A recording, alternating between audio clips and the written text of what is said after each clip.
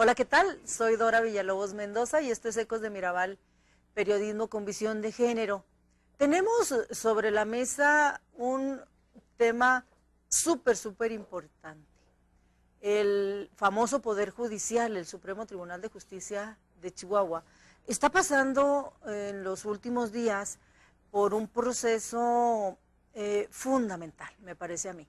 Un proceso yo le voy a llamar, es mi concepto, es mi calificativo, de saneamiento, de sanación.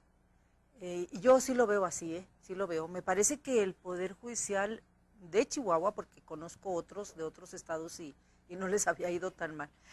Digamos que todos los poderes estatales en el país quizá necesitan oxigenarse, empoderarse, etcétera. Seguramente todos, pero este de Chihuahua es que necesita resucitación. Necesita oxígeno, pero remediación de fuerza mayor, o sea, así de como de urgencia y de altos vuelos, pues, ¿no? Casi de cirugía. Y entonces yo veo un proceso en el Poder Judicial, afortunadamente, de sanación, de saneamiento. ¿Por qué digo esto? Y de eso se va a tratar el programa hoy. Vamos a hacer un análisis de qué está pasando en el Poder Judicial en estos últimos días y de qué pensamos, esperamos que vaya a pasar o deba pasar, ¿no? En los próximos días, semanas con el Poder Judicial tan importante, un Poder Judicial tan importante como todos los poderes aquí en Chihuahua. Y bueno, para hacer este análisis a mí me da mucho gusto, de verdad me da mucho gusto recibir al licenciado Salvador Garnica, que me da mucho gusto. Bienvenido, gracias, bienvenido licenciado. ¿Por qué no nos abren, si nos hacen ahí? Ándele, muchas gracias. Gracias. Bienvenido. Déjeme decir quién es usted para que la gente sepa por qué es tan importante hacer este análisis con usted. Bueno, magistrado mucho rato ahí en el Supremo Tribunal, entonces conoce los entresijos del Poder Judicial ahí en el Supremo Tribunal de Justicia, y ahora investigador jurídico, y sí le ha entrado a la investigación jurídica de verdad, catedrático un buen rato, y yo digo que sí nos está haciendo falta investigación jurídica. Yo creo que nos hace falta meterle en Chihuahua particularmente ánimo a la investigación jurídica. Qué bueno que usted lo esté haciendo. Ojalá que lo hicieran mucha gente. Hay magistrados, es que no se les puede decir ex magistrados, magistrados en retiro, sí, personas que pasaron por una área de ser magistrados o magistradas y que están muy jóvenes, son gente muy productiva y que tendrían. No se puede armar, ¿qué tal si le entramos desde aquí una mesa de magistrados en retiro, para que hagan una especie de consejo no formal, no institucional, sino consejo ciudadano que formen, que hagan investigación y que opinen? Estoy hablando tonterías. Bienvenido, licenciado. Gracias, Dora. Por donde usted le quiera empezar. Hace unas semanas, unas cuantas semanas, vino usted acá y nos hizo el favor, cuando andaba el rollo aquel de la grilla, de que si se armaba o no el famoso Consejo de Judicatura del Supremo Tribunal de Justicia. De allá a aquí han pasado varias cosas. Así es. ¿Cómo estamos? ¿En qué estamos? ¿Dónde estamos paradas actualmente en este proceso del Supremo Tribunal de Justicia? Y luego al ratito, ¿por qué? ¿Por qué estamos aquí? ¿Dónde estamos y por qué? ¿Y para dónde vamos? Donde usted quiera empezar, y vamos agarrándole como el hilo. Vamos agarrando el sabor a Vamos esto, agarrándole saborcito, sí. Bueno, en principio yo creo que la función del Poder Judicial es importantísima en las actividades del Estado.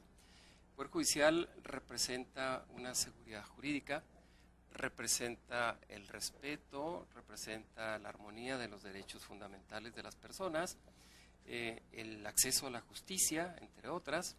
Y si la idea es que la justicia verdaderamente sea pronta, imparcial, puntual, yo creo que se deben abrir los mecanismos necesarios, democráticos, abiertos, para que la justicia esté representada en cada uno de los tribunales que precisamente imparten esta labor, ya sea en los tribunales familiares, en los civiles, en los penales, hablando de una primera instancia, de adolescentes, o bien en una segunda instancia como las salas civiles, las salas familiares, las salas penales, la misma sala de adolescentes, la sala administrativa, y todo esto para que vaya conformando un sistema de justicia.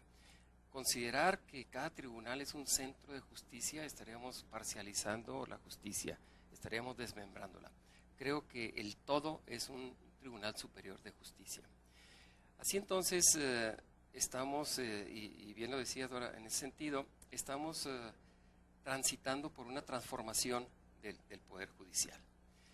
Ya desde tiempos muy anteriores, el Poder Judicial se distinguía precisamente porque a él llegaban personas con una trayectoria inmaculada, verdaderos juristas, estudiosos, investigadores, y por mucho tiempo existió la representatividad de todo el Pleno, de todo el Poder Judicial, a través de la figura de la presidencia del tribunal. El presidente, que por años no ha integrado sala, su función no es meramente jurisdiccional, salvo en aquellos casos en donde a nivel del Pleno pudiera determinar también o pudiera hacer una labor jurisdiccional, pues la actividad del presidente del Tribunal Superior de Justicia es de dirección, de representación de todos los magistrados. En esa tesitura entonces, el Tribunal Superior de Justicia, antes llamado Supremo Tribunal de Justicia del Estado, ha venido caminando por años, ¿sí?, a pasos firmes, y en los últimos años, bueno, la verdad es que sufrió un cambio y ahora empezamos con otra transformación, y estamos en ese camino. ¿Cómo podríamos establecer históricamente qué ha sido la designación de los magistrados y jueces? Pues anteriormente me estoy refiriendo a, inclusive antes del año de 1991, los jueces no eran designados a través de un concurso de oposición, a un concurso de méritos, como lo llamaba la ley orgánica del Poder Judicial del Estado. Entonces las designaciones de los jueces recaía precisamente en aquellas personas, en aquellos juristas que venían desarrollando fundamentalmente una tarea jurisdiccional, aquellos abogados que habían iniciado desde actuarios, habían subido a secretarios de juzgados, secretarios de acuerdos, secretarios de proyectos, posteriormente merecían el cargo de juzgador, de juez de primera instancia, tal vez jueces menores, en aquel entonces había los llamados jueces de paz, y venían subiendo y haciendo escalafones. Llegaban incluso a grado de que como jueces se distinguían y eran tomados en consideración para formar una terna para magistrados. Esas ternas anteriormente eran formadas, consensuadas con el Ejecutivo, y el Ejecutivo las ponía a consideración del Poder Legislativo. Eso ha sido históricamente el devenir de los nombramientos de los magistrados y jueces. Es a partir de las reformas de esa ley orgánica del Poder Judicial del Estado, en donde a partir de los años 91 se genera la posibilidad de que toda aquella persona que aspire al cargo de juez de primera instancia tiene que pasar por un proceso de selección. Y ese proceso de selección se le denominó inicialmente de méritos. Término que a la luz de muchos de los abogados no necesariamente tendría que implicar un examen de conocimientos, ¿sí? Porque se supondría que era quien hace los méritos suficientes, aquel abogado investigador, destacado, docente, a nivel local, a nivel nacional o a nivel internacional, que era reconocido por su trayectoria, pues tal vez merecía inclusive ya ser juzgador, incluso sin examen de conocimientos. Sin embargo, se vino estilando que efectivamente una de las formas de hacer mérito para llegar a desempeñar la función de la judicatura era fundamentalmente demostrar que tenía la capacidad de conocimientos para poder llegar ese día a aplicar ley, aplicar derecho, aplicar justicia, ¿sí? Y desde entonces se manejaban los llamados concursos de méritos o concursos de oposición.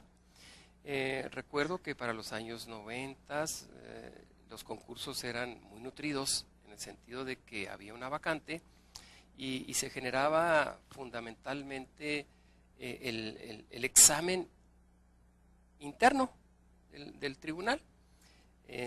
No se consideraba oportuno darle la chance al externo para que concursara, y luego se fue abriendo esta posibilidad para que fuera cualquiera que demostrara que tuviera los conocimientos. Así entonces tendríamos que en aquellas fechas la vacante de un juez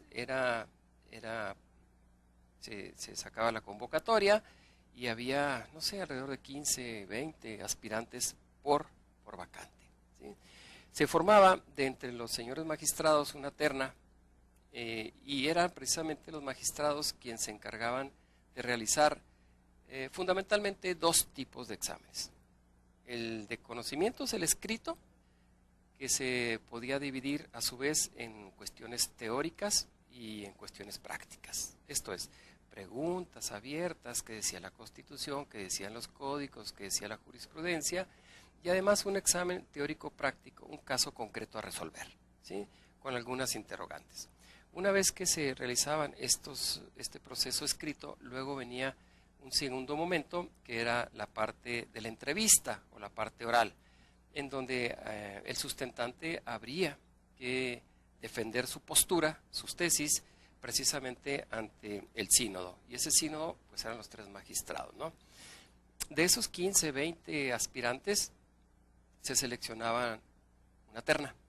Esa terna era sometida al pleno en igualdad de circunstancias para que los señores magistrados en pleno pudieran determinar, examinar cuál era la trayectoria de ese aspirante, de esos 3 aspirantes, cuáles eran sus conocimientos a través de los exámenes y sobre todo si durante su trayectoria de poder judicial, dentro del poder judicial, existían algunas quejas en contra de ellos, algún procedimiento administrativo y poder determinarlos a través del voto del pleno.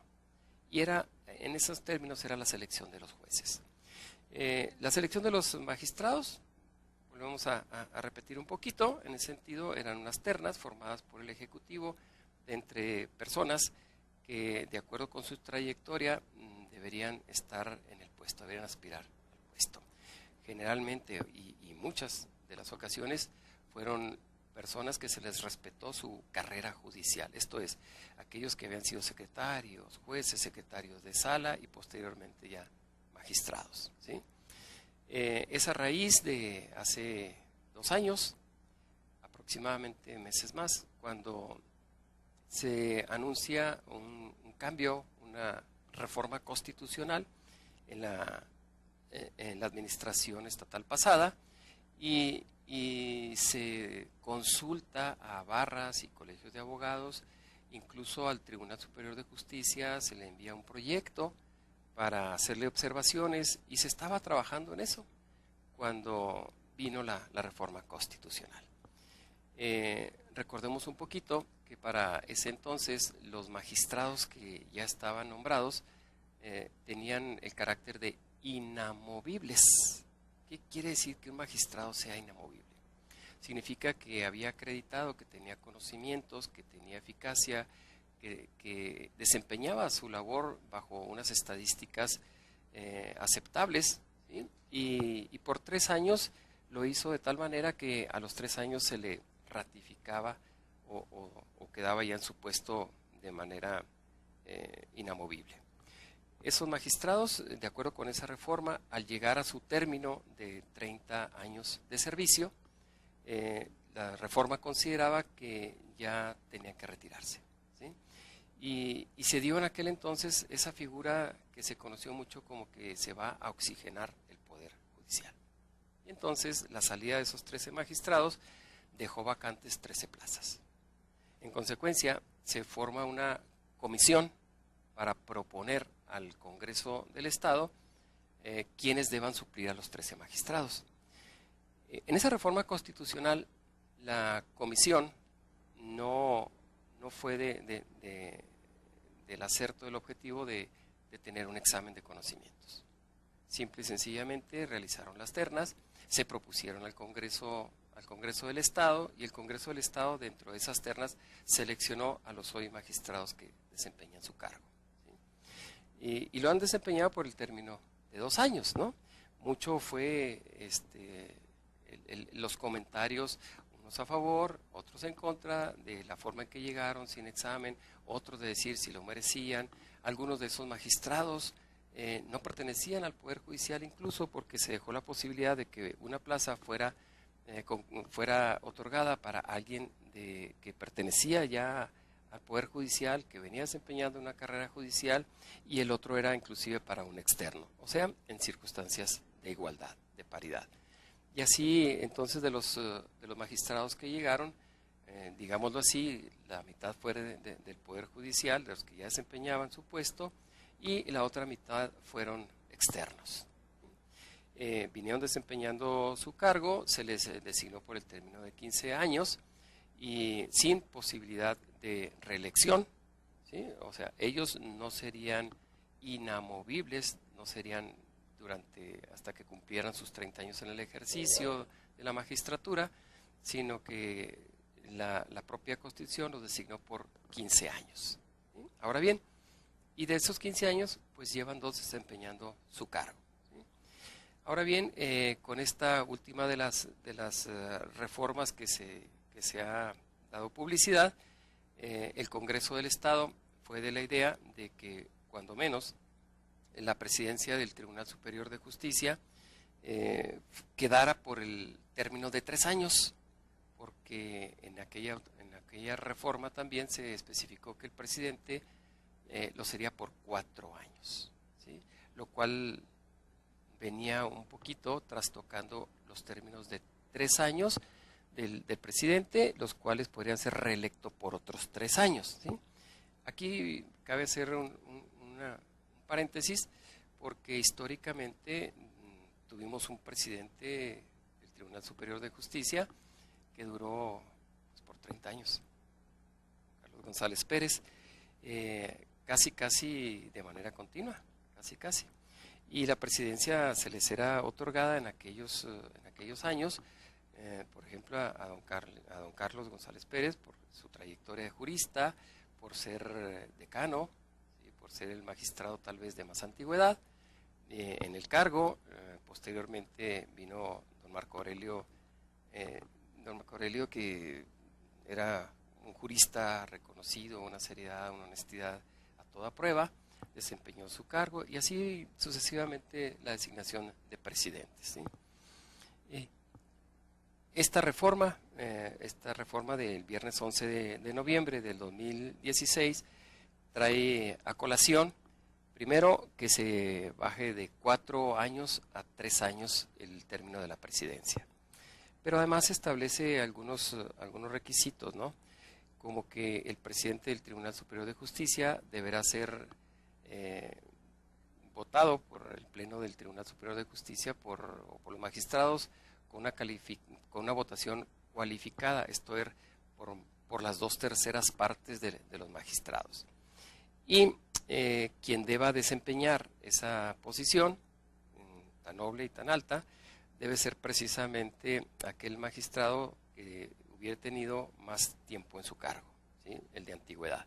Señalaba también que en caso de que en una primera ronda no se obtuvieran las 2/3 partes, pasarían a una segunda ronda, en donde bajo la misma tesitura fuera por las 2/3 partes. De no obtenerse aún así las 2/3 partes, entonces la presidencia la debería de ostentar aquel magistrado que hubiera tenido más antigüedad en el cargo, ¿sí? Y en caso todavía de que 2 magistrados tuvieran un empate en ese sentido, pues en todo caso lo sería el magistrado que tuviera mayor edad. y esto lo hace un poco, lo empata un poquito con las tradiciones anteriores del magistrado decano, el respeto al magistrado decano. En teoría, ¿quién sabe más del manejo administrativo del tribunal si no es aquella persona que ha dejado su vida en la que ha dejado su vida pues, en el Tribunal Superior de Justicia y que corona su carrera fundamentalmente a través de la presidencia? Licenciado, usted es uno de estos 13 magistrados y magistradas que salieron hace 2 años. 2 años. Y que en esta reforma constitucional donde salen... Ahí es donde nos damos cuenta, por lo menos yo, que se trata de magistrados y magistradas muy jóvenes. A ver si yo ando bien en mis interpretaciones de toda esta explicación que usted da. A mí me tocó, yo tengo 30 años haciendo periodismo y me tocó ver parte de lo que usted cuenta, un poder judicial, yo lo recuerdo así. Si bien un poder judicial, vamos a decir, hasta poco público, es decir, hasta muy oculto, vamos a decir, en el sentido de que se sabía poco, se informaba poco, muy poco público, muy ajeno a la política, muy ajeno absolutamente a la política. Yo no sé si haciendo bien o mal su chamba, o haciéndola no tan bien o muy bien, no sé, pero como muy en lo suyo, como muy aparte, ¿no?, del terreno político, donde se mueve mucho el poder ejecutivo y el poder legislativo. Muy ajeno a la política y sí como muy investido en el respeto, muy investido. Yo no sé si a veces hasta como de más, ¿no? Así como a veces con la reforma al nuevo sistema luego se vino mucho esta crítica de que algunos jueces y magistrados se sentían dioses, ¿no? Así. Sí. Algunos hasta llegaron a decir yo casi soy como Dios, casi que yo juzgo y después de mi Dios, ¿no? Todo esto.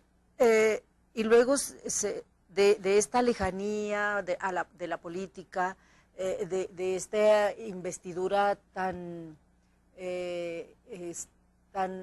así como sacrosanta un tanto, luego se viene un cambio drástico. Yo lo vi, Sí. hacía absolutamente, ahora con la administración anterior, empezamos a ver particularmente a los y me voy a saltar la reforma del nuevo sistema de justicia penal porque me parece que también ahí hubo cambios interesantes. Sí. Yo ahí empecé a tener trato con jueces y magistrados, pero de otra manera, ¿no? Los empecé a ver de carne y hueso y empezaron a ver jueces y magistrados que decían yo soy de carne y hueso y yo sí quiero hablar y hicimos un programa de televisión a donde vinieron de Veredicto vino mucha gente. Pero entonces se vino la administración anterior que encabezaba como gobernador César Duarte Jaques. Me parece que fue un giro tan drástico que empezamos a ver a los presidentes, y digo presidentes porque fueron varios, presidentes del Tribunal Superior de Justicia haciendo política. Empezamos a verlos en todos los eventos, absolutamente en todos los eventos, como parte de los presidium, a donde estaba el gobernador, estaba invariablemente el presidente del tribunal y del Congreso del Estado. Yo no sé si eso es bueno o malo, yo no sé si en ese proceso se le vio como bueno o malo. Hubo críticas para bien y críticas para mal, críticas en el sentido de el Poder Judicial se ve como sombra del Ejecutivo, como que anda ahí atrás del gobernador, pero luego otros dijeron, bueno, pues es que anda haciendo presencia política, por lo menos el Poder Judicial ya se ve, antes ni se veía. Me parece que podrá haber muchas opiniones, más allá de esta presencia política que empieza a tener el Poder Judicial.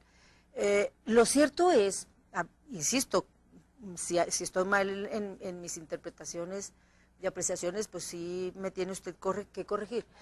Eso es como lo que se vio mucho. Pero luego, yo no sé qué tanto sí se vio, quienes hacemos periodismo lo vemos más, pero yo siento que la gente que está en su casa y que tiene broncas jurídicas, a lo mejor no lo ve tanto y no se entera tanto.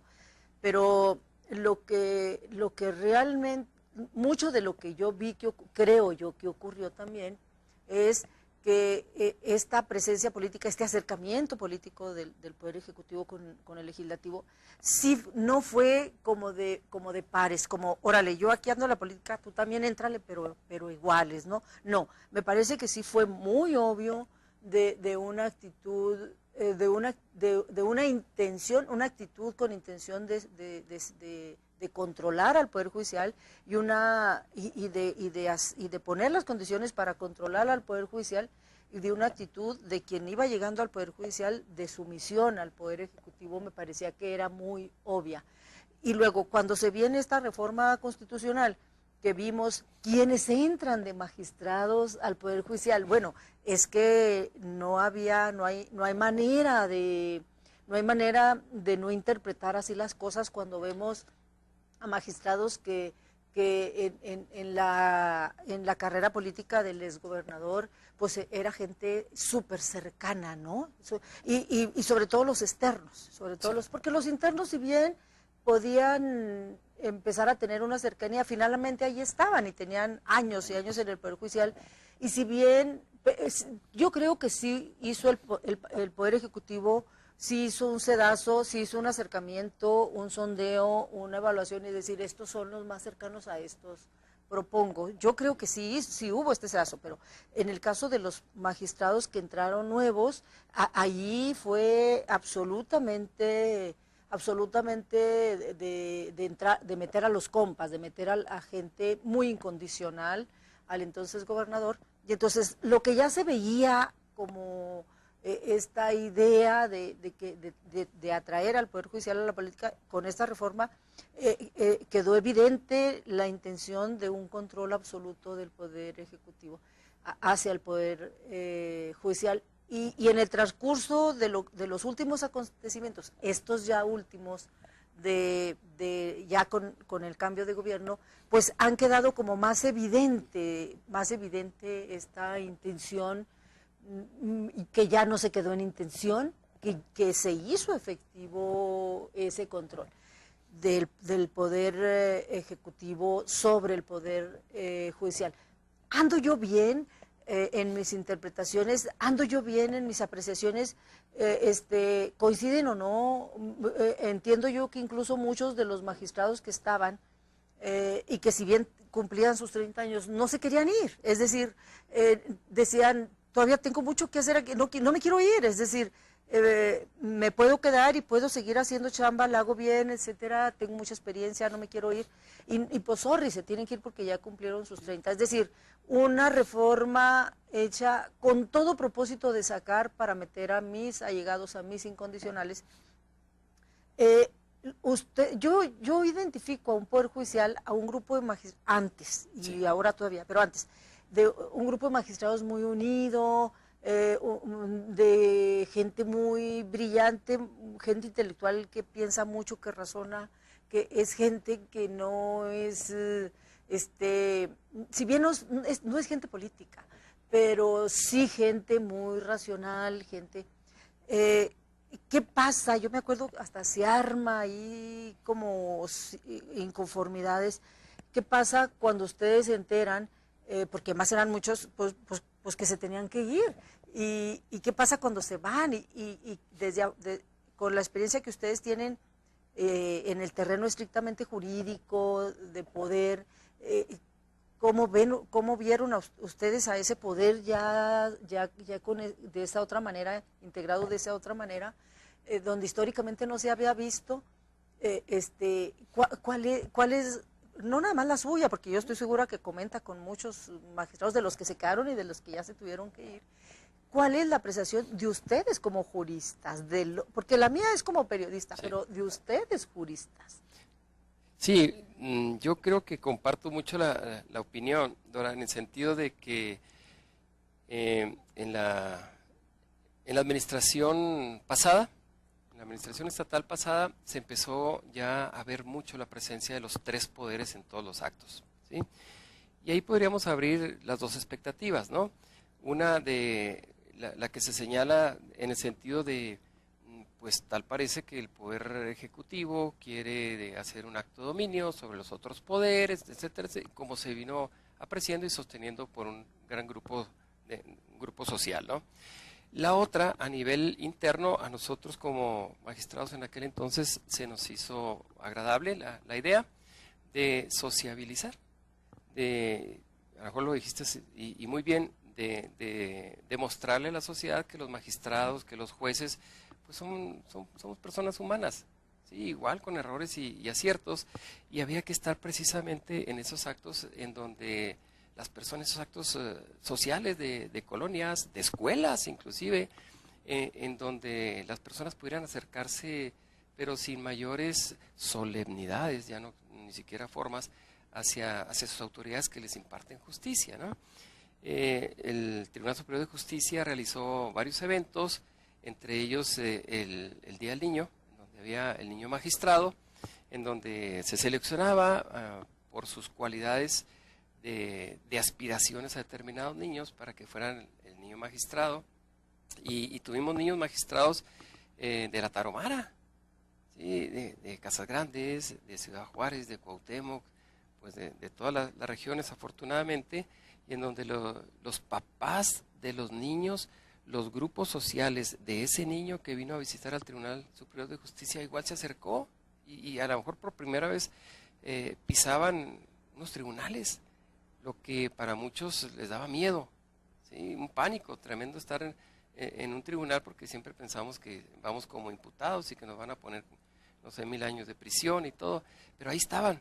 Y entonces los magistrados y jueces devolvíamos la visita a sus escuelas y realizábamos incluso preguntas, llegamos a montar obras de teatro sobre juicios orales para que los niños participaran y decirles que la justicia es una forma de sociabilizar, que debía ser muy sencilla, muy práctica, inteligible para cualquier persona, desde pequeños, adolescentes y mayores.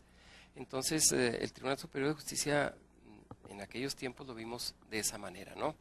Y luego viene la reforma y se abre la posibilidad para que sean incluso foráneos quien puedan aspirar a cargo de jueces y magistrados. Cuando se viene la reforma al sistema de justicia penal, recordaremos que las convocatorias para jueces se abrieron, y se abrieron precisamente porque barras y colegios de abogados decían que había afuera, que había postulantes, que había litigantes que merecían ser jueces porque eran buenos. Y yo me acuerdo que en aquel entonces se abrió la convocatoria. El pleno también fue de ese criterio abierto, de que los exámenes fueran para todos.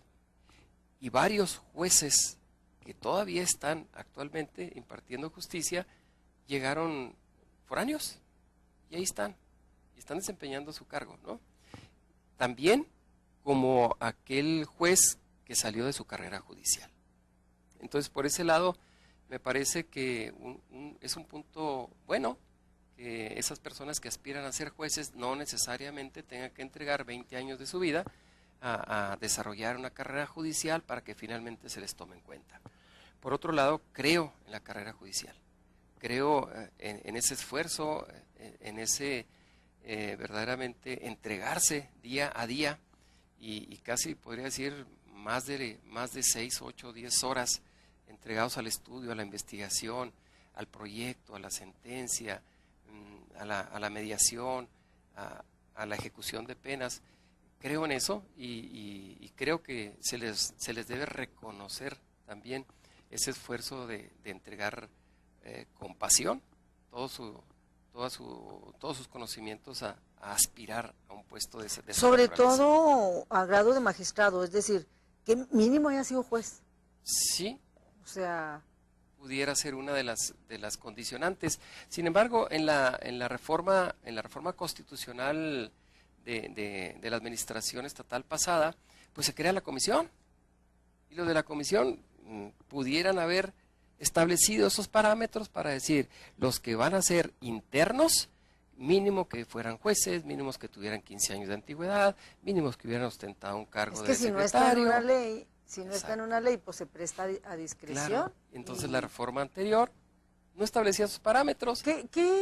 Ya con la reforma, que ya empiezan a salir 13 y vienen, ¿cuál es el análisis que hacen ustedes? ¿Cuál es el suyo personal, muy personal? Pues no tanto el mío, sino el de los magistrados que cumplíamos ya incluso más de 30 años de servicio, ¿no? Caso de muchos de los compañeros, en donde decíamos que nuestro sistema de justicia tal vez debería tener un apartado como los tribunales de justicia de Europa, en donde los jueces y magistrados, luego de determinado tiempo, 5 años del ejercicio ininterrumpido, tuvieran un año destinados o adscritos a una función administrativa para que descansaran, se relajaran, se prepararan, se capacitaran y volvieran otra vez a impartir justicia, ¿no? Ese año sabático, digámoslo así, en donde lo aprovecharíamos para la investigación y venir más preparados, ¿sí? Y entonces muchos de los magistrados que teníamos más de 30 años en el ejercicio de puestos de funciones públicas jurisdiccionales, pues llegó el momento en que dijimos, bueno, es la oportunidad para descansar, ¿no? Que sí podíamos haber dado 2, 3, 4, 5 años más, es probable que sí. ¿Se fueron por su gusto o se tuvieron que ir? Yo creo que como juristas cumplimos con la ley. Y la ley dijo hasta aquí llegan. O sea, no había chance de que se quedaran. O sea, Sí, no había opción. Hubo quien de los compañeros magistrados dijo que iba a interponer un juicio de amparo. Digo, pero la reforma era te vas, o sea, llegas a 30 te tienes que ir, no daba la reforma la chance de decir, quien quiera se puede quedar, no era en esos términos. No era en esos términos. Inclusive existió en uno de los postulados la posición de que llegado el momento se iba a poner un aviso en las oficinas y no iban a poder entrar ya a sus oficinas. Drástico era el asunto. Y había que cumplir con la ley. Esos son de alguna manera los antecedentes. Luego, bueno, ya viene el cambio de gobierno, sí.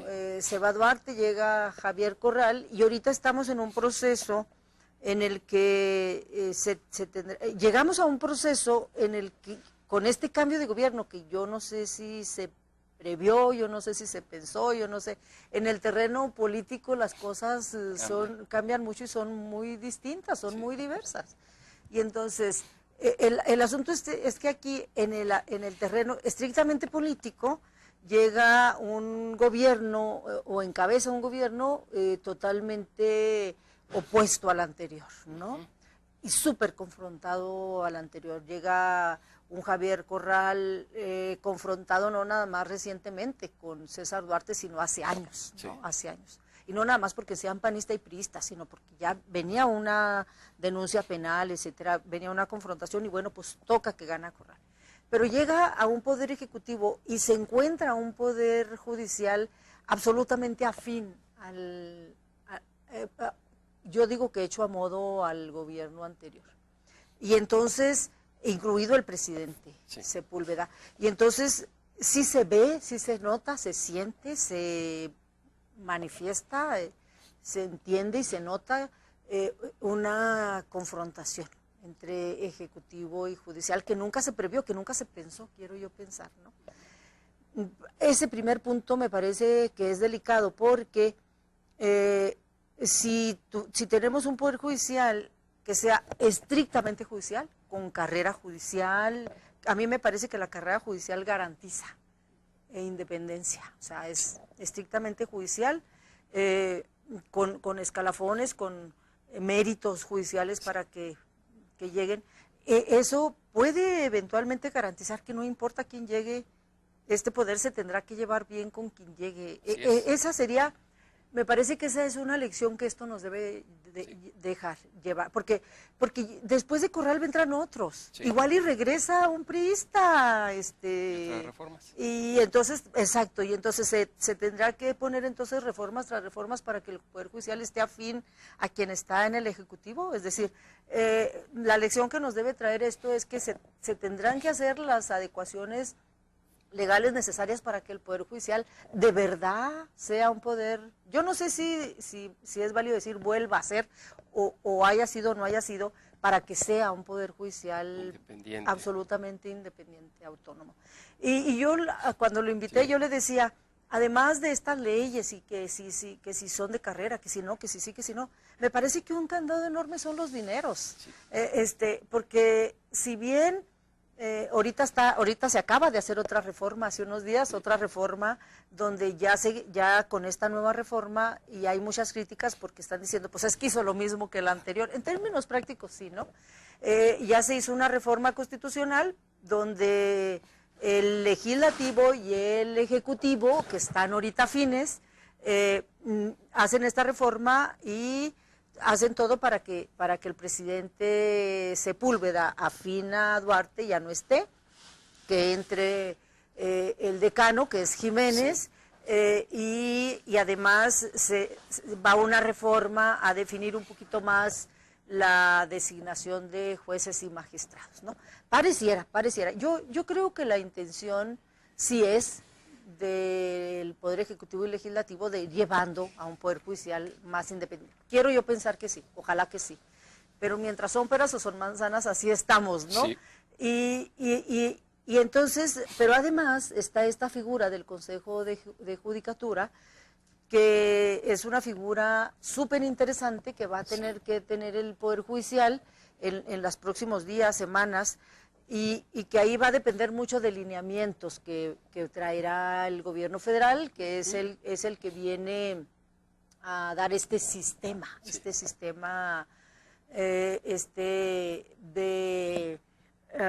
pues de fiscalización y de transparencia y de control contra corrupción, todo esto, ¿no? Sí. Y entre otras cosas trae la vigilancia también, fiscalización, etcétera, etcétera, al Poder Judicial. Sí. Y, nos quedan 5 minutitos, es que necesitamos 3. Lo voy a comprometer a que mañana venga y les sigamos. Claro que sí. Sí. Lo comprometo ya. Venimos mañana a la misma hora. Para darle continuidad, porque no la vamos a armar. Sí. Digamos que este programa se queda como los antecedentes y mañana, porque nos faltan 4 minutos y cerramos, para mañana arrancar con dónde estamos y para dónde vamos. Okay, pero a mí me gusta mucho que sí haya usted puesto todos los antecedentes, porque a mí me parece que la gente no los tiene. Estamos hablando y mañana arrancamos con el asunto de la judicatura, ¿sí? Y de qué viene y para dónde vamos. Porque a mí me parece, yo no sé si yo ando bien y me gusta, le voy a pedir que con esto usted cierre, me parece que al final de cuentas es un Poder Judicial que lo seguimos conociendo poco. O sea, la gente conoce al Poder Ejecutivo porque es el gobernador, ¿sí? Está todos los días en la tele, todos los días en la radio, está todos los días aquí, todos los días allá. Al Poder Legislativo porque son los señores diputados, sí, y diputadas, y buscan estos espacios, sí. Pero al Poder Judicial lo andamos conociendo y luego lo andamos conociendo mal. O sea, en los juicios, pero desgraciadamente, y aquí me parece muy lamentable, que lo empezamos a conocer y empieza a conocerse este Poder Judicial muy en entredicho, es decir, es riesgoso, sí. O es peligroso porque la gente dice, la polémica. La gente dice que pues ¿qué onda con los magistrados, sí? Y con los jueces? O sea, ¿son o no son? Me parece que esta elección nos tiene que dejar algo, sí. No sé, o sea, ¿usted cómo lo ve? Sí, yo creo que a manera de conclusión, cuando menos en esta intervención, todos los antecedentes del Poder Judicial siempre han sido en el sentido de que las reuniones de los magistrados siempre eran secretas, nadie podía entrar, sí. El salón de plenos era como una caja fuerte, una bóveda, sí. En donde todo lo que pasaba en Las Vegas se quedaba en Las Vegas y todas cuestiones de esa naturaleza, ¿no? Y que después salían a algún acuerdo y algún memorándum, como algo, como si se hicieran cosas indebidas, ¿no? Sí. Cuando era la justicia.